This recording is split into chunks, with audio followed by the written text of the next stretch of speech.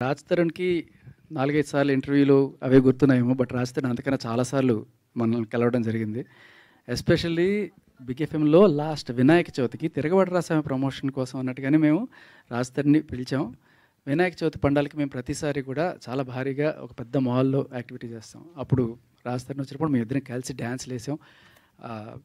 So ఆయన చాలా చోట్ల వెళ్తుంటారు కాబట్టి ఆయనకు గుర్తులేదు. బట్ 4, 5 సార్లు కాదు, కనీసం 20, 30 సార్లు కలిసాం ఇప్పటిదాకా.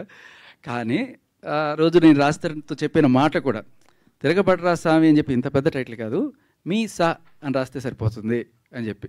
అంటే తిరగబడరా స్వామిని తిప్పితే మీసా అంటే సరిపోతుంది కదా, మొత్తం తిరగబడరా స్వామి అని రాయకుండా ఆ రోజు సరదాగా జోకులు కూడా వేసుకున్నాను, నాకు గుర్తు.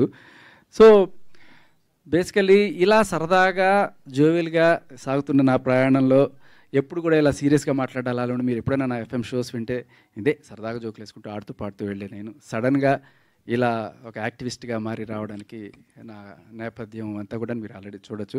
బట్ అందులో భాగంగానే ఇవాళ రాజ్ తరుణ్ కేసు ఇన్వాల్వ్ అవడంతో ఇది ఒక పెద్ద డిస్కషన్ పాయింట్గా, ఇది సమాజాన్ని మార్చడానికి, ఎస్పెషల్లీ మగవాళ్ళని హెరాస్ చేస్తున్న ఈ చట్టాలను మార్చడానికి ఒక ఉపయోగపడుతుందని చెప్పి ఆ పోరాటం చేస్తున్నాను.